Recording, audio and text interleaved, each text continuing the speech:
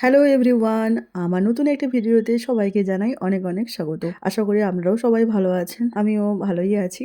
তো এই ভিডিওটা আমার বিয়ের আগের আইবুড়ো ভাতের একটি ভিডিও। ভাবলাম এবার তোমাদের সাথে সেটা শেয়ার করেই ফেলি। মাঝে মাঝে অন্যরকম ব্লগও আমি আমার এখনের জীবনের যে ব্লগগুলো সেগুলো দিচ্ছি।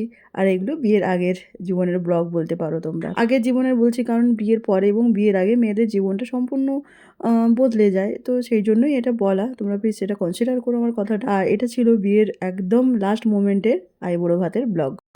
Welcome back to my channel.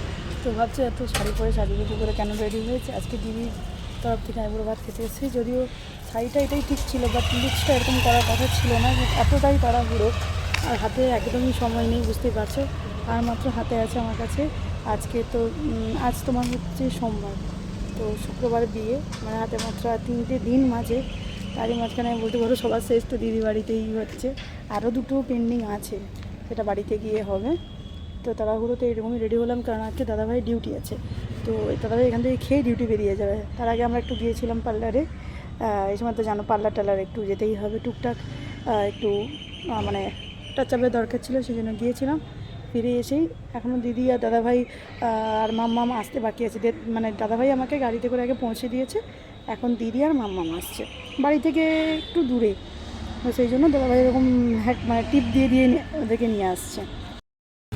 তো তোমরাই বলো এই লুকসটা কেমন লাগছে। পরপর সব আইবুড়ো ভাতের ভিডিওগুলো দেবো। আবার তো এখন করে রাখছি, ছাড়ার টাইম আর এখন আর হবে না, আপলোড করার টাইম, বুঝেছো।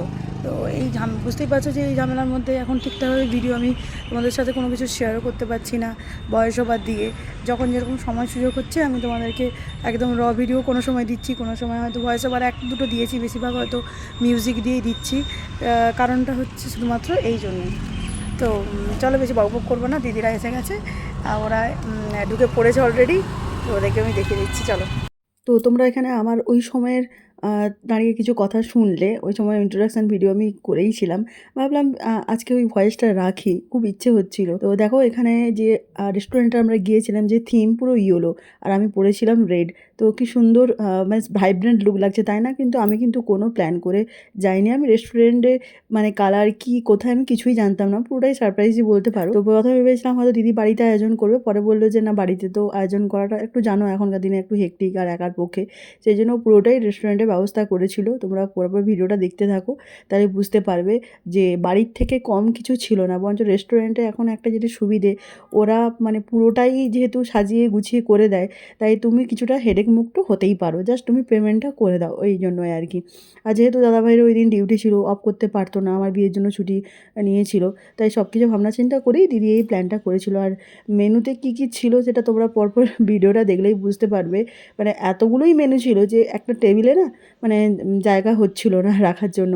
আর আমার এই রেস্টুরেন্টের একটাই খুব নেগেটিভ পয়েন্ট আমার বলার আছে, টেবিলগুলো না খুবই ছোট। দেখে তোমরা বুঝতেই পেরেছো যে একটা ঠিকঠাকভাবে যে থালাগুলো সাজিয়ে গুছিয়ে দেবে সেই প্লেসটা পর্যন্ত ছিল না। আর আমার জন্য স্পেশাল থালি ছিল, আর দাদাভাই দিদি ওরা একটা নিয়েছিল ভেজ থালি। কারণ আমার একার পক্ষে এতগুলো খাওয়া সম্ভব নয়, সেটা তো তোমরা জানোই যে একার পক্ষে সম্ভব নয়। এই থালিটাও আমাদের সবার খেয়ে একটু একটু করে বেশি হয়ে গেছিলো, লাস্ট পর্যন্ত বাড়িতেও প্যাক করতে হয়েছিল। কারণ মাটন থেকে ফিশ থেকে মানে কোনো কিছু বাদ ছিল না, কোপ্তাকারি থেকে। আর রান্নাগুলো কিন্তু আমার ভালোই লেগেছিল, বেশ খারাপ ছিল না। বাট এই মালা যে ব্যবস্থাটা দেখছো তোমরা, মালা মুকুট, এইগুলো হচ্ছে আমার দিদি ব্যবস্থা করেছিল। তো মুকুটটা আমি এখানে বারণ করেছিলাম, সরি মুকুট ছিল না, কারণ মুকুট আমি অলরেডি একটা জায়গায় পরে ফেলেছি। তো সেই ভিডিওটাও আমি তোমাদের সাথে খুব তাড়াতাড়ি শেয়ার করব।